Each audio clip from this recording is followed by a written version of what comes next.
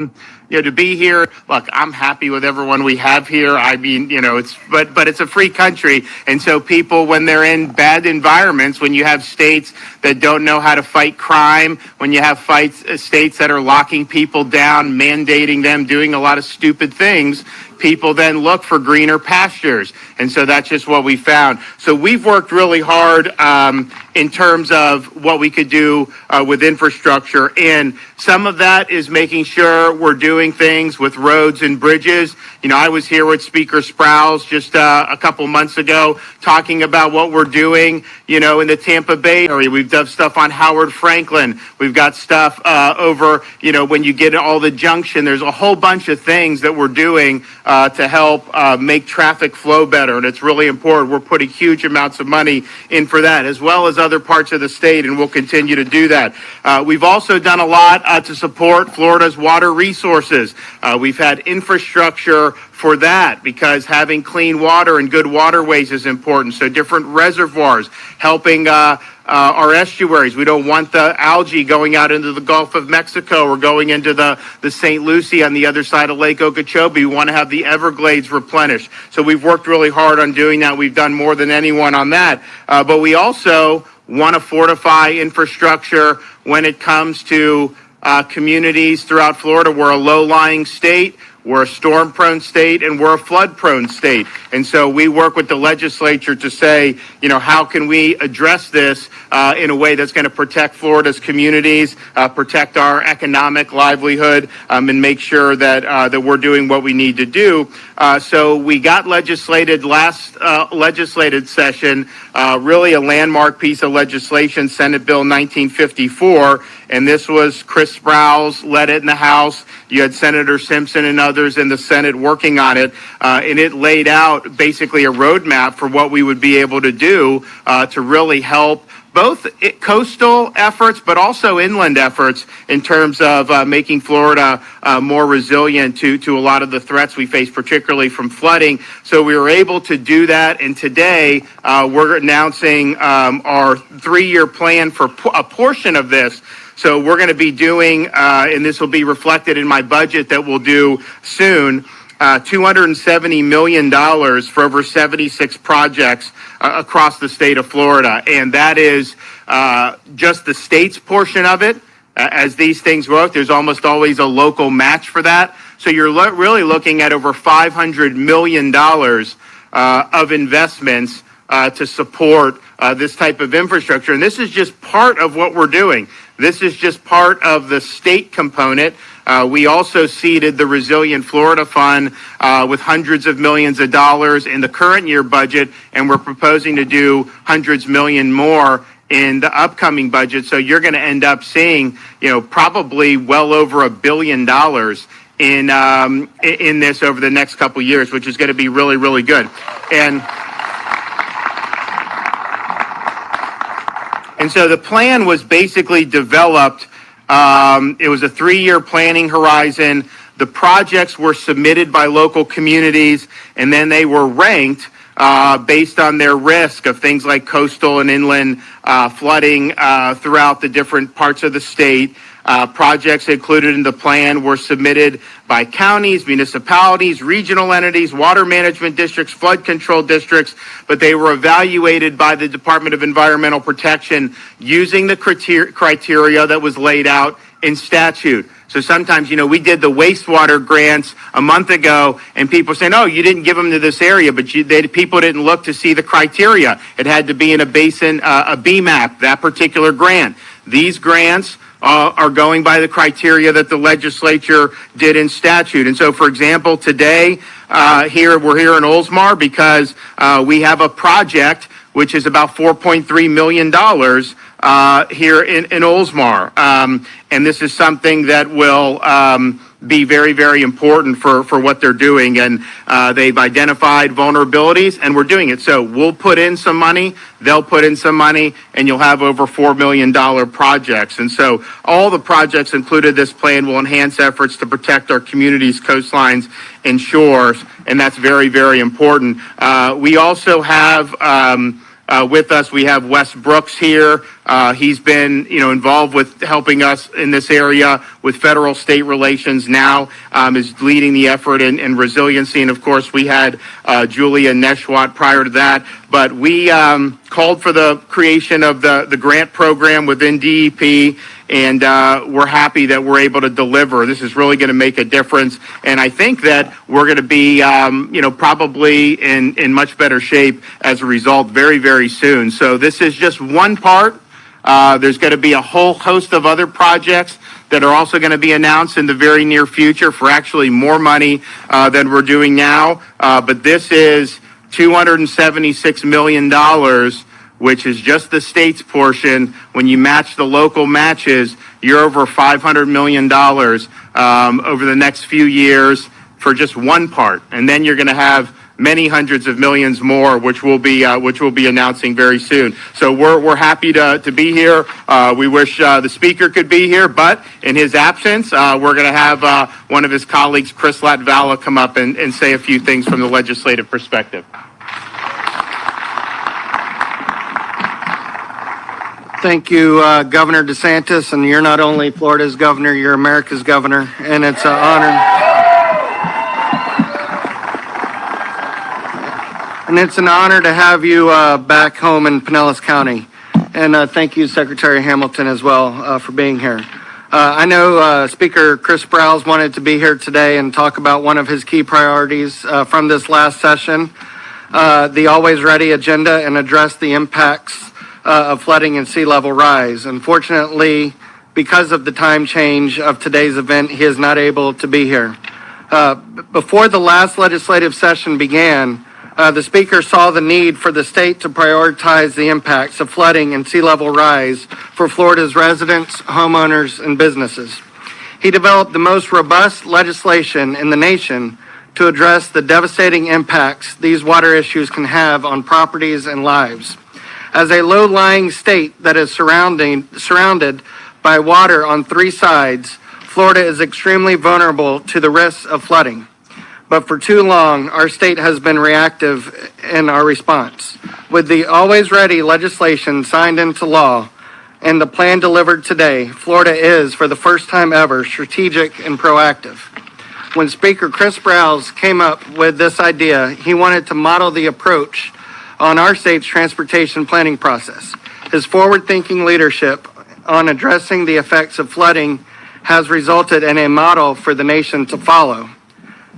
The legislation outlined a strategic process of prioritizing and funding local projects that takes into account a statewide strategy. I want to thank the governor and his office for their work in producing the first comprehensive plan to address the effects of flooding and sea level rise in the state of Florida. With this preliminary resilience plan, we take a key step in protecting our communities far into the future. On behalf of Speaker Chris Sprowls, thank you very much. Okay. One of the things is when you start dealing with, you prepare for hurricanes and we go through a bunch of exercises. We've looked at what would happen if we had a big one in the Tampa Bay area. It would not be pretty in terms of the potential vulnerabilities. And one of the things that you learn is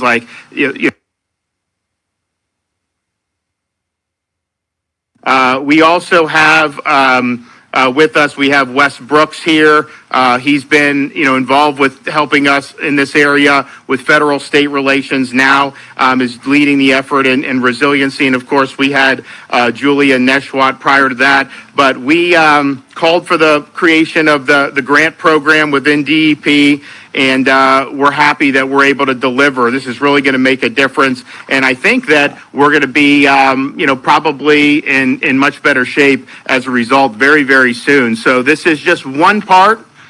There's going to be a whole host of other projects that are also going to be announced in the very near future for actually more money than we're doing now. But this is $276 million, which is just the state's portion. When you match the local matches, you're over $500 million over the next few years for just one part. And then you're going to have many hundreds of millions more, which we'll be announcing very soon. So we're happy to be here. We wish the speaker could be here, but in his absence, we're going to have one of his colleagues, Chris Latvala, come up and say a few things from the legislative perspective. Thank you, Governor DeSantis, and you're not only Florida's governor, you're America's governor, and it's an honor. And it's an honor to have you back home in Pinellas County. And thank you, Secretary Hamilton, as well, for being here. I know Speaker Chris Sprowls wanted to be here today and talk about one of his key priorities from this last session, the Always Ready agenda, and address the impacts of flooding and sea level rise. Unfortunately, because of the time change of today's event, he is not able to be here.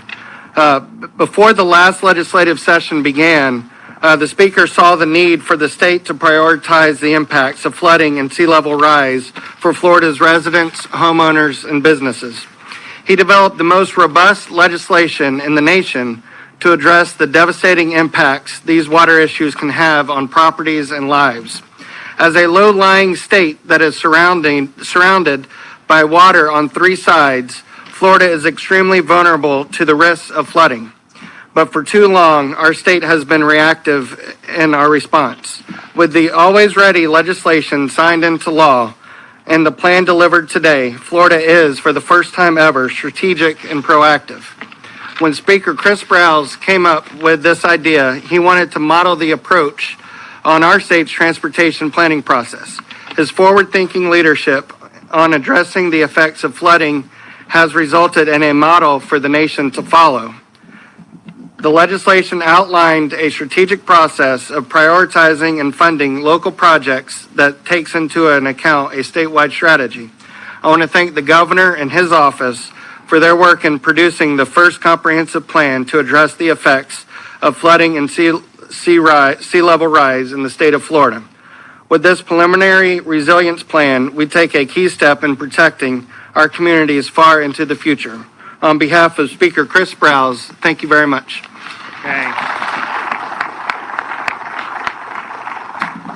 You know, one of the things is when you start dealing with, you prepare for hurricanes and we go through a bunch of exercises. We've looked at what would happen if we had a big one in the Tampa Bay area. It would not be pretty in terms of the potential vulnerabilities. And one of the things that you learn is the sea level rise for Florida's residents, homeowners, and businesses. He developed the most robust legislation in the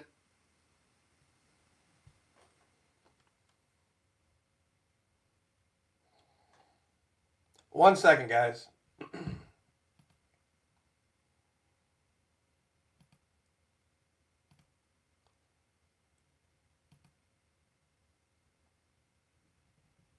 buildings that are newer, a lot of them withstood that, even the Category 5. But when you just get a lot of water coming in, I mean, that's like the worst for damage, and it kind of paralyzes everything. So the more that you can mitigate that, really you can reduce the impacts that we see when we do have these tropical events. And that is always going to be something that's going to be a part of life here in the state of Florida. Knock on wood, we had a relatively modest impacts in the state of Florida in the last couple years, but we know going forward that could be something that could change very quickly. All right, Sean Hamilton is our Secretary of Environmental Protection. Thank you, Governor. As the Governor stated, I have the pleasure and the honor of serving as the Secretary of the Department of Environmental Protection. Obviously, it is a pleasure to be here today. Beautiful weather now, beautiful skies, but more importantly, one of the most historic announcements, well, I say one of the most, but a very important historic announcement is we take a monumental step to prepare our state for the effects of sea level rise. But first, I mean, it goes without saying, right, our environment and our economic success are tied tightly together. And I think we all acknowledge that, and that's not up for debate. And so the governor, with his leadership, along with the legislature, recognize that resilience for our communities and our inland communities as well is at the forefront of environmental issues we face here at the state. Since he took office, the governor's made that clear. He's made that a priority, creating the various offices that you've heard about. But more importantly, he's championed the support for the funding along with our partners in the legislature to make sure our local communities are prepared to deal with the impacts of sea level rise, intensified storm, and flooding. Again, leadership will always be one of the most important ingredients as we move forward. So as you think about storm surge, as you think about flooding, erosion, saltwater intrusion, as you think about something basic as stormwater management, all of those things will be, as the governor stated, exacerbated by sea level rise. So to be ready for those changes that will occur, we must continue to plan. We must be prepared for the possibility of those impacts. And to tackle this critical issue, as the governor stated, back in May of 2021, he signed Senate Bill 1954 and House Bill 7019. This comprehensive legislation ensures a coordinated approach to Florida's coastal and inland resilience. And I can't stress the importance of a coordinated approach in a state that is ground zero right for the impacts of sea level rise. This targeted funding and directives establish a structure for resilience that follows the best available science and data while enhancing efforts to protect inland and coastal resources that act as natural defenses against sea level rise.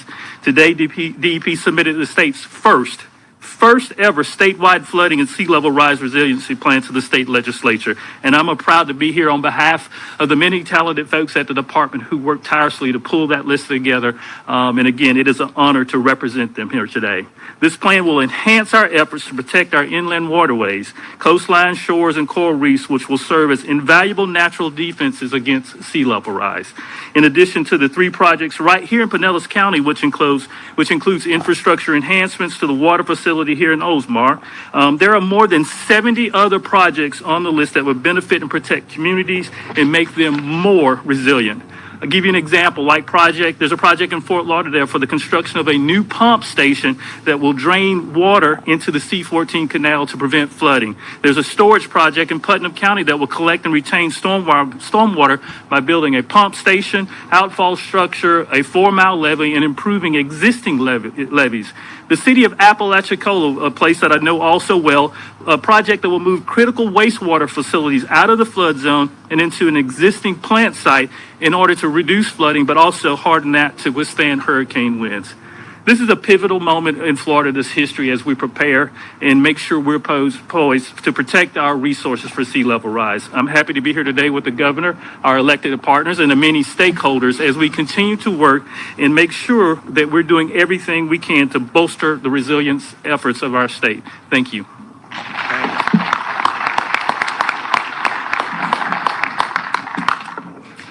And we're, fortunate. We've had a bunch of folks that have been helping out. We've done a lot, as many of you know, on doing things like combating blue-green algae and red tide. We've got the Center for Red Tide Research. We've done a lot in Moat Marine. We've done innovative tech.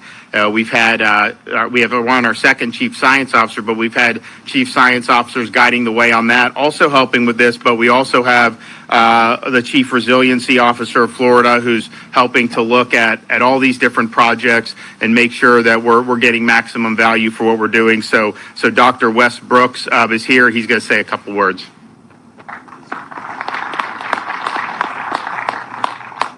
I just want to say, first of all, what Secretary Hamilton said is absolutely correct. Historic is what we're talking about here today, historic event. The governor is making history. Our governor is making history, and he's doing so with an eye to the future prosperity of places like Oldsmar. I want to thank Governor DeSantis for having me here today and for allowing me the opportunity to serve as Florida's Chief Resilience Officer. Florida's fortunate to have a governor who not only recognizes the importance of protecting our communities across the state from the impacts of sea level rise and damaging storm and flooding events, but one who's taken tangible steps to address these impacts. Governor DeSantis has already committed unprecedented investments to promote a more resilient Florida. And now the projects included in this statewide flooding and sea level rise resilience plan provide concrete opportunities to begin building a brighter future for all of our inland and coastal communities. I look forward to continuing to enhance our coordination across state, regional, and local entities to further the governor's bold vision to ensure that Florida leads on resilience. Thank you, Governor. Okay.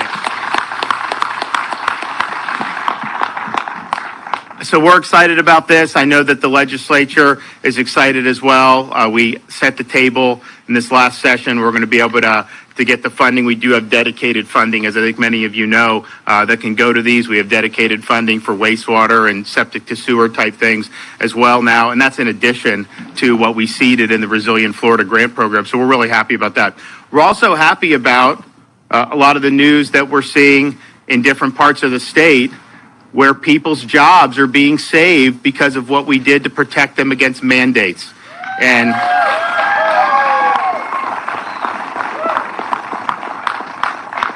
that has been the case with nurses, with police officers, with people that work for large companies. And not only have we been able to save thousands of jobs, we actually have some people who are now being hired back due to what we did. And so I said we needed to make sure that people were able to keep their jobs and earn a living and shouldn't be denied that right based on a COVID jab. And we've done that. And we're really happy that we were really leading the effort. And we're really one of only a couple states that have tackled this. A lot of others have said, you know, they'll blame Biden. And yes, he's doing a lot of bad things. And those have been put on hold. The CMS is on hold. The OSHA's on hold. The contractor mandate's on hold in some states. We're going to get a hearing and a ruling very soon in Florida, and we think it'll be on hold here too. But there's also other places trying to do mandates apart from that. And in Florida, you know, we protected people against that. I think that that's something that's going to be very, very good going forward. And it's, you know, respecting people's ability to make their own decisions. So we're really happy to see not only that, you know, we said we would do something, we did it, but then to see the results. And we can say, you know, had we not done what we done, there'd be people right now who would be getting pink slips. And that's not happening in the state of Florida. So good on everybody who supported us.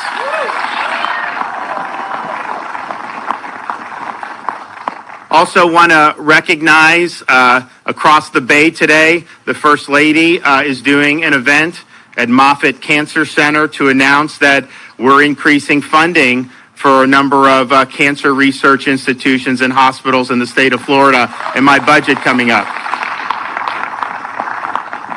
And so she has our Surgeon General, Joe Latipo, with her, as well as other people from Moffitt. But this also will be Sylvester down in South Florida. It's not just Moffitt. So we thank her for her taking the lead on that and really serving, I think, as an inspiration to a lot of people who are having to go through tough times like she's had to go through. That's right. The best in all 50 states. We also are excited. So this is going to be part of our budget. We also talked about what we were doing for education, how we're going to be doing things to boost teacher pay, how we're going to be doing things to support infrastructure, how we're going to be doing things to support the men and women of law enforcement, how we're going to be doing things to support our veterans and our National Guard and give people the ability to serve. If the federal government pushes them out for a mandate, they'll still be able to serve in a state guard. So we're really happy that we've been able to do a lot in this budget. And again, we're going to do the whole budget coming out very soon. But I think you're going to see we're probably going to have higher budget reserves than we've ever had in the history of the state of Florida in this coming year's budget. And so that shows you that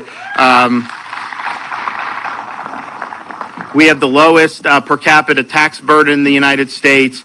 We are doing things that matter, that are helping Floridians across the board, and we're being very aggressive on that. But yet at the same time, our budget will come in at less than half of the budget of the state of New York, which is the closest state to us in population. We're about 3 million more people than they are. And not only are we less than half of that, but we're going to have, really, really healthy budget reserves, which is just something that we should all be proud of. And the policies matter. If you look at what's going on in some of these jurisdictions, it's their bad policies that are causing crime to spike. It's their bad policies that are causing people to leave or businesses to relocate. Now they say they're going to do mandates on private workers in like New York City. So these are all going to have consequences. And so having good policy is very, very important. And I can tell you, anytime you see something going on in places like San Francisco or these other places, you could be sure Florida is going to be doing the opposite of what they're doing. We're going to keep people safe, and we're going to keep the state going forward. Okay, with that, I could take a question or two.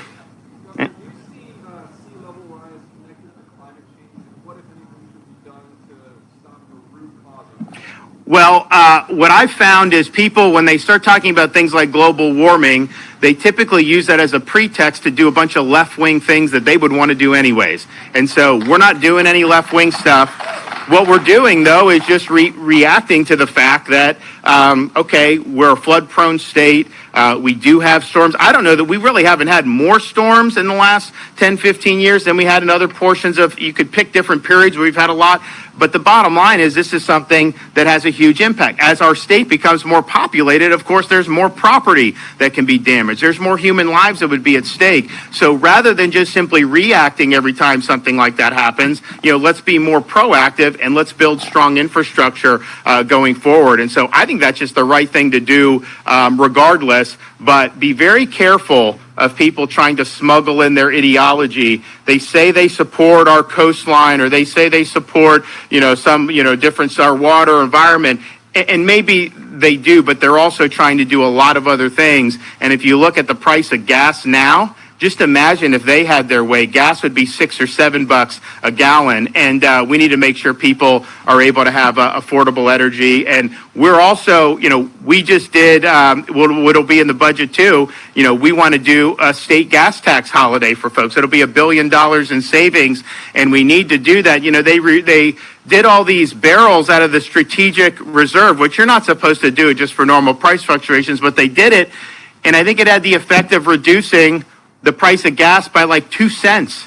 And it's just going to probably go back up throughout the rest of this. So the root problem of the high gas prices is anti-energy policies. And that's why we're seeing what we're seeing. You go back a year ago, instead of gas being $3.40, gas was like, $2.10, $2.15. And that makes a big difference for a lot of Florida families. So we're going to do what we can to relieve the burden of the gas prices. Of course, there's a lot of other inflation throughout the economy. They told us that wouldn't happen, that it was just transitory, but in reality, it's real, and it's likely to persist for quite some time unless we see a change of course out of Washington. Governor DeSantis, this is Brittany Muller with News Channel 8. We're hearing that the new variant, the Omicron variant, could be here in the Tampa Bay area, which would be the first case. Can you confirm that the Omicron variant? So the health is going to have something, but they believe that they have identified, I'm not sure where it is, but I said this last week. Once you identify it a few places around the world, it is spread, okay? So you're going to see it, and just because you haven't identified it somewhere does not mean it's not there. But the question is, when Omicron, you started to see stuff in the press about it, and people were trying to whip things up, you saw the markets drop. And the question was why did the markets drop? And it wasn't because the markets were fearful of Omicron. It was because the markets were fearful that governments would do destructive things in response to Omicron. And in Florida, we won't let them lock you down. We won't let them restrict you. We're not going to let them impose mandates. We're not going to let them close the schools. We are going to protect your freedom to make your decisions. And I have no problem if somebody if they're scared of Omicron and they want to lock down or they want to isolate. That is absolutely their decision in a free society. But you don't impose Fauciism on the whole country or on the whole state. It's wrong. And I would note, we showed this summer when we had to deal with the Delta, we sent treatment for people. We sent up 25 treatment sites for monoclonal antibodies. And guess what? In the last 2 months, we have the lowest or one of the lowest COVID rates in the entire country in Florida. We have one of the lowest hospitalization census. We have one of the, the last I looked, we had the lowest percentage in ICU of anywhere, and you see it surging in other parts. And so it's not something, when you have there's going to be variance. That's just the reality. And Fauci finally admitted this, but COVID does not just disappear. So you can say lock down, but until when? It doesn't, not like you lock down and it'll just go away. So this is something that you have to deal with. And I think we've provided, good options for people if this is something that they have to do by doing these treatments. Now, we'll see how it works if you have new variants, but all indications are all the stuff that's been proven has still been effective. But that really, I think, should be the way to go. It should not be, to impose restrictions, certainly to shut schools or any of that stuff. How happy have our kids been not to have to be forced to wear masks all day in school? I mean, I saw a headline like Massachusetts school district surprised that not mandating masks has not contributed to a rise in case. All you had to do was open your eyes to know that it has a seasonal pattern. When it goes down, you can have masks or no masks, and it's gone down everywhere in Florida, over the last 2 or 3 months, and that's just the reality. But it's wrong to make the kids suffer, under these masks. And really, we believe in parents' rights and parents' Bill of Rights, and it should be the parents that are ultimately making this decision about what they're supposed to their kid. And I have no problem. If a parent wants that, then that's fine. I disagree with that, but at the same time, if that's a concern they have, I think there's other ways you could address that rather than putting a piece of cloth, but that's fine. But you should not mandate other parents to do it if that's not what they think that their kids want to do. And I think also one of the things that I've seen, and this is not a government mandate that's happening, but what I see is you'll see entertainment venues, hotels, there'll be big events. You'll have like a charity event and there'll be 500 people eating, drinking, having a good time, which I support 100%. No masks or anything, great. But they make the staff all wear masks. And I'm just thinking to myself, hold on, you're in a packed ballroom with 500 people and they're not wearing masks. And first of all, they shouldn't be, that's fine. But is it really going to make a difference to have 15 waiters wearing masks? And I think it's like a two-tiered society. They're trying to have a servant class that has to always do all this, but yet the other class, they can lecture you about wearing masks, but then they don't wear masks themselves. That's wrong. That's wrong, and I really think, again, there's no requirements in Florida that any of these workers wear this. This is all being done in the private business. And I think the reason why private business does it is because, yes, the employees will be happier. Yes, is it going to make a material difference on any type of COVID? No, either way. But they know that if they have the servers without it, they may get that one customer who's so upset and will complain, and they don't want to deal with that. But I think it's time we stop letting that one person veto what's right. And so I would say for all these different, in Florida, we've never arguably done better in hospitality than we've been doing lately, because people know they come to Florida to vacation, they're going to be able to be treated with respect and free people. They're not going to have to show medical papers to get a beer. They're not going to have to do that to go get lunch. So we have a good thing going, but I would just say for folks in those industries, let your employees, let these folks breathe, let them make their own decisions on this, because I think it's terribly uncomfortable that they're in this for so many hours a day. And I don't think it's been proven to make a difference, but I certainly think that if you have 500 people in a ballroom, to force a handful of the service staff to have to do that, that's not based in science. That's just more for show. So I hope that we'll be able to have choice there, very soon. Again, this isn't government that said anything about it. I thought kind of you'd see it roll off, and I think the Florida-based smaller businesses have done that. Some of the bigger businesses that are headquartered out of state, they've kept some of these policies, but I feel bad for the employees, and I think it's wrong that somehow, to look down on somebody or to act like they should have to abide by different rules than me or you or anybody else. And so hopefully we can all move forward where everybody has the ability to exercise those free choices. So thank you guys. We appreciate it. We'll see you.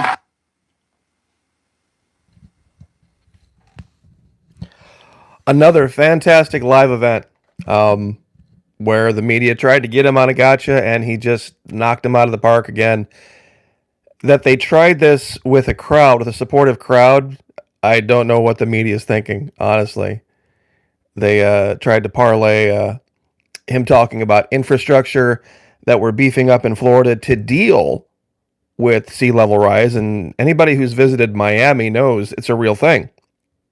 There's parts of Miami that certain times of day, the roads are literally underwater in certain spots. So it's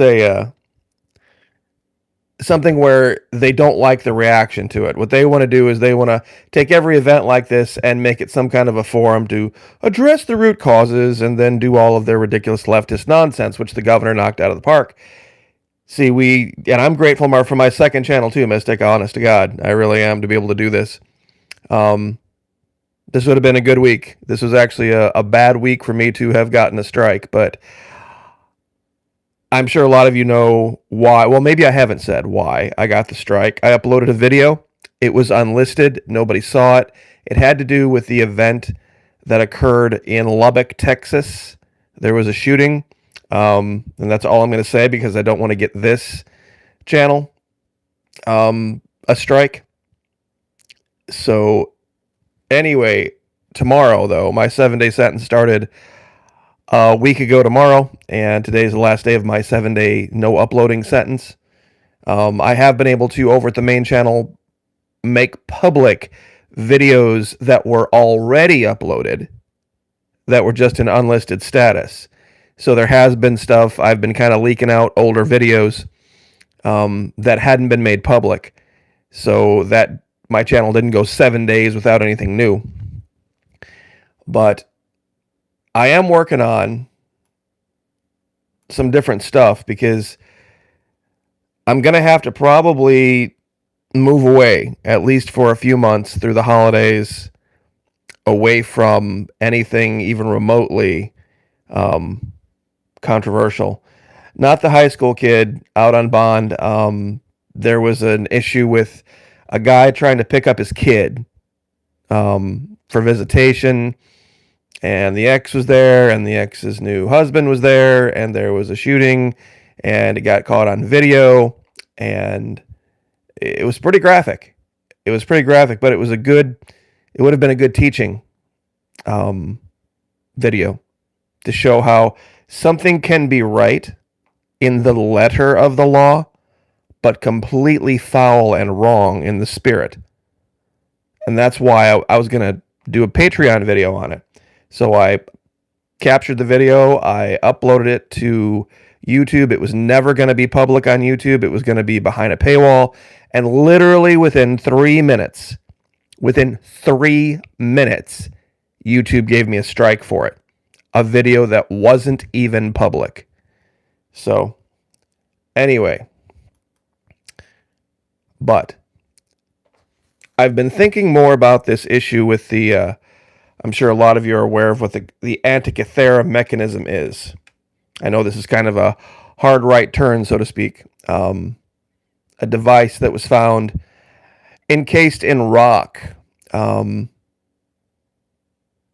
deep below the sea. They brought up an incredibly complex device dated thousands of years old. Thousands and thousands of years old. There's a problem with this device because it's a Mystic Mermaid, and this is really, there's only one place this could have been built. there's only one place the Antikythera mechanism could have been built. And that is Antarctica in some lost civilization. And I have proof for it. I literally have proof for this. Because logic would argue against it being built anywhere else. When you rule out everything else that's impossible, what remains, however improbable, is the truth. And this is what I'm working on a video on. The basic idea is this. If you look at this mechanism and all of the teeny tiny gears and all of the intricate little pieces, even if you had plans, draft plans written up to build this, that wouldn't be good enough. That wouldn't be good enough. You would not only need the plans, you would need the ability to create the machine pieces. That means you would need somehow, some way. You couldn't just melt down a sword or a shield and use that metal and then create forms. These were carved metal pieces. And you would need specific kinds of metal to make this all work. And the infrastructure that you would need to do that would have had to have been something that would have been remembered in antiquity. There would have been precursor devices. And this was the example I wanted to use here. All right. Let me see if I can see the vision that I see with my camera versus what you see is different. So I've got to watch what I'm doing over in one camera and on a screen in another. So give me 1 second here. All right. This is my vehicle. This is a representation, pardon me, of my vehicle. Now it's just your standard everyday mid-size SUV made by GMC. Nothing overtly complicated about this 6-cylinder, basically some people call it a minivan on steroids. It's a little more than that, but what does this have to do with the Antikythera mechanism? Even though this is common, and things like it are common, the amount of things that have to go on behind the scenes to make something like this exist is you have to have infrastructure.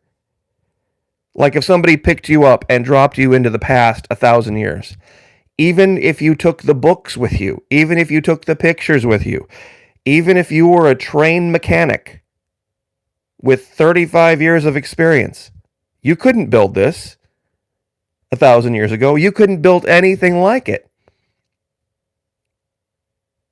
Because it would just there's just too much. From the body pieces to the engine to all of the liquids that are necessary, all of the brake pads, the tires. The ability to do this, to create something what we see as just common, would be virtually impossible. I don't think you could have done this 100 years ago. And that would have been what, 1921? Even if you had it. Even if you had every piece of knowledge and everything written down, all the books, everything, it would be impossible because it requires infrastructure. And here's the most important part. To be able to create one GMC Acadia Denali, you have to be able to put together a system to create thousands of them. Because that's how you have to build it. You can't just build one. You can't just build one. Everything that goes into it requires people doing other things, the special tools to install, uninstall, to maintain. The brake pads are one thing, the tires are another thing, the engine is yet another thing, the body, the glass, the electronics, everything. Now, let's go back to this. you could never have created just one. You could never have done this. It wouldn't have made sense to create just one, because of all of the things that would have had to be in place for you to create that one. You would have had to create other things. Like, for example, with the GMC, they make Yukons, they make Terrains, they make GMC Sierra pickup trucks, they make all sorts of different versions. And because they're able to do that, they're able to create workable versions of things. Even Henry Ford didn't create one car. He realized, to do this right, we have to do this on an assembly line and create a lot of them. And if they had the ability to create one of these, they would have had to have the ability to create 100 of these. All of the things put in place to make it happen, and make it happen correctly. You wouldn't have created just one. And so there is no place that we know of in the known world, no place we know of in the known world, where that device at that time could have been created. Not in India, not in the Middle East, not in the New World, not in Europe. It points to it had to have come from someplace else. And given also what its role and function was as a navigation tool, that also points to Antarctica.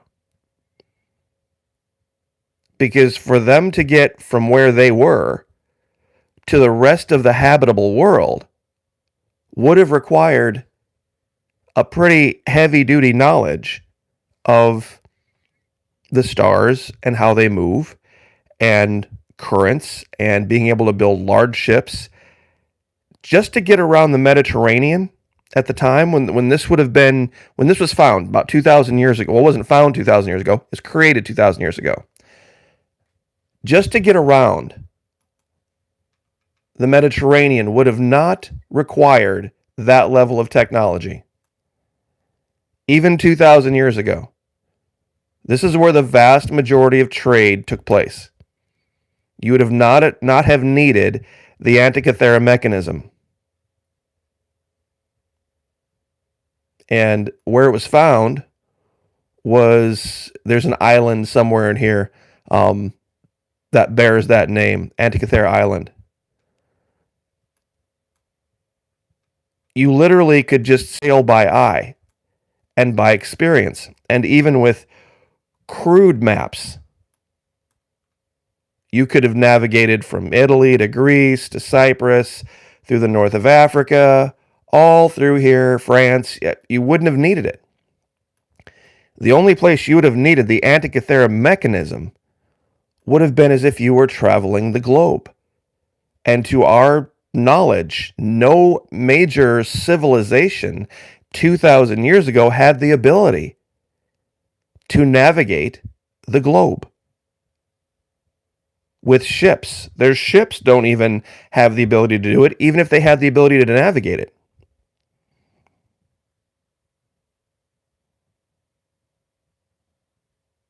Okay, we can say, you know why I can say that not in India? Because India writes down everything. Yes, you're absolutely right. They have a huge compendium of history in India, and India does not claim it. There is no evidence. I'm not saying they didn't have the ability. I'm saying they didn't. Literally, they didn't. They may have had the ability to, but they did not do it. Short Bush, that's what I'm saying. Is that I'm sure there might have been people that had the ability, the mental acumen in China and in India, but having, like I said, that's why I said the books. You could have all the books and all the knowledge all you want. You would have needed infrastructure to physically do it. You would have needed some type of infrastructure to do it, and nobody would have created just one of something like that. If you have the ability to create one, why would you not create 5 or 10 and become wildly rich?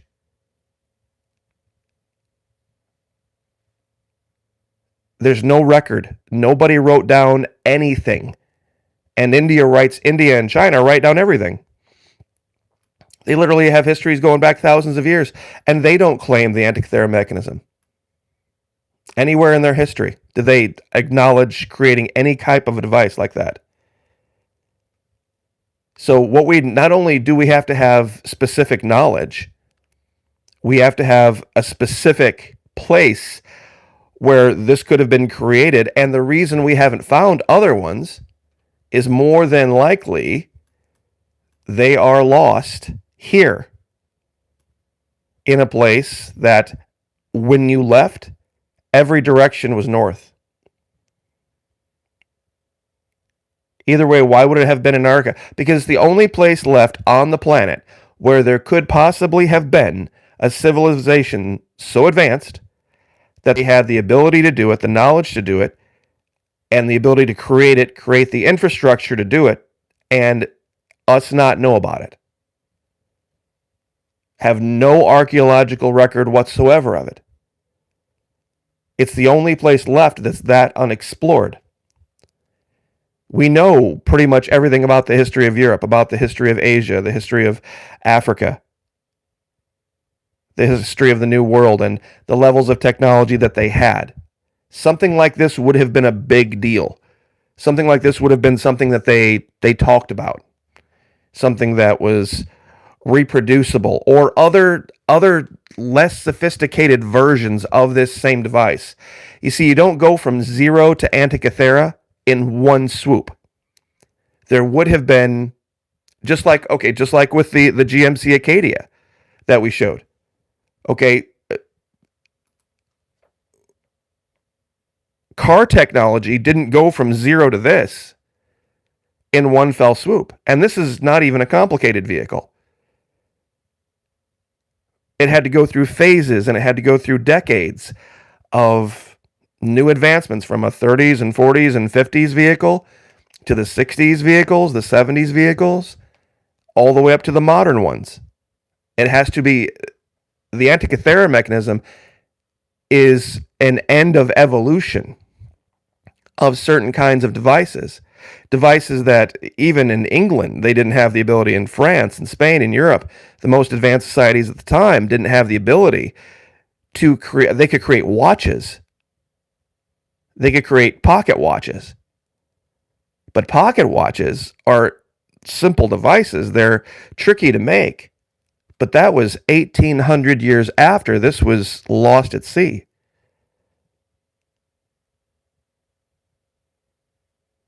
Okay, well, that's the whole... Well, Short Bus, what do you mean? There's nothing to disagree with. Believe me, when this was found, they looked around through history. They found no evidence in India. I'm not saying they didn't have the ability. Believe me, if this was something created in ancient India, they would have claimed it. They'd have said, yes, of course, we've had many devices much like this. They don't. Neither does China. This is what made this such a mystery. Because there were people that studied ancient technologies and ancient things that were created, and this matched nothing in history. It matched nothing in history. The level of technology, what it was designed to do, and there were no like I said, no precursor mechanisms. And no writings, and that's the thing, not even writings of anybody looking into building something like this, where somebody would say, hey, we think that if we can create this and this and this, and we can do this, we can create these devices that will help us navigate and help us predict things. And not this one. When they pulled this thing up, it literally set off. That's why we even know about it. Because nobody could figure out. They knew what it did. And to the modern world, it's not all that sophisticated. But to the world of that time, not only was the concept sophisticated, the metallurgy was just not known of.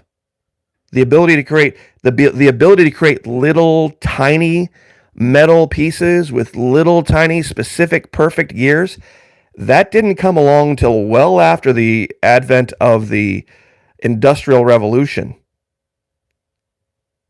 it just wasn't. They could do big. They could do big metal projects in antiquity, create swords and shields and statues and all sorts of things, but they couldn't create these tiny little intricate mechanisms back then because they have to be so perfect. For them to work properly, they have to be absolutely perfect, and certain metals just don't lend themselves well to small items.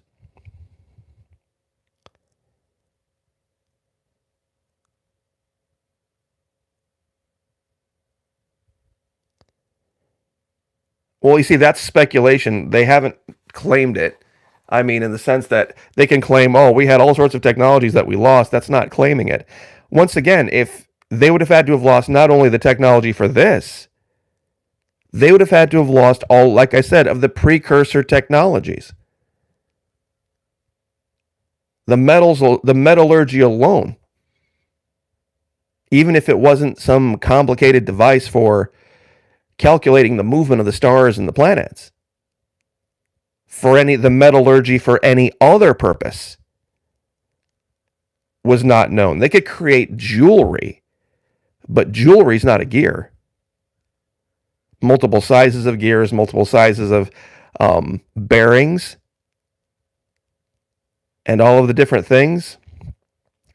It's a tough lift, and that's why it's such a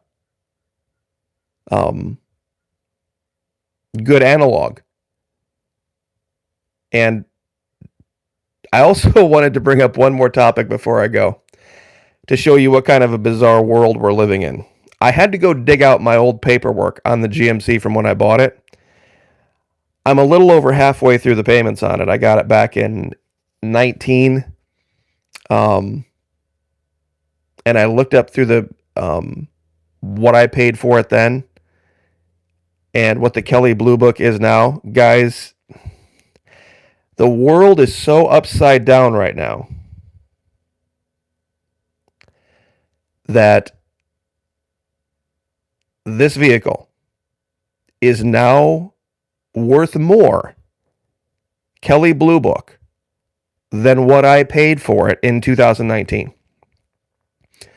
I thought it was a mistake. I thought it was a weird hiccup. I thought somebody is screwy. Somebody has got their wires crossed. But I went and looked it up. I did the Kelley Blue Book on it right now.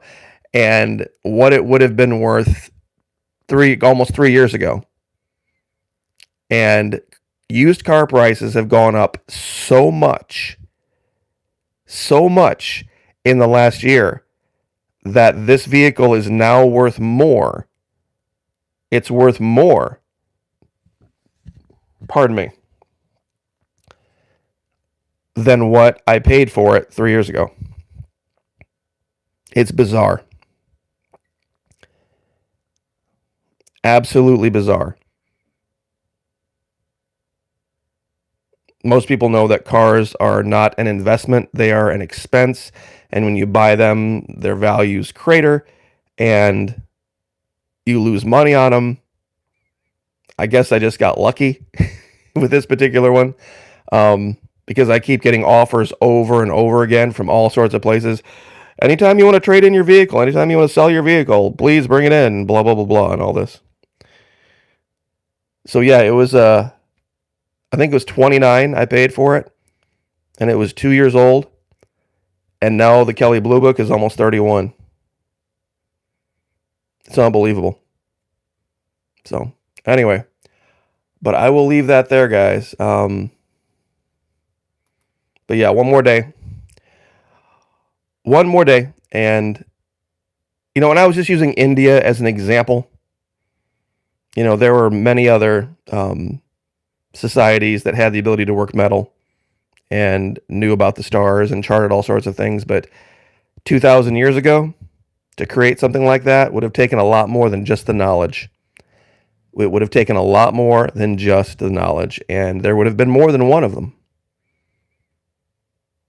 So, anyway, but like I said, tomorrow we come back on the main channel and we will likely be doing stuff like that, videos like that, and Antarctica related stuff, because clearly YouTube has gotten its feelings hurt on just about everything else. So God bless. Have a great week. Like, share, subscribe, and we will see you guys next time.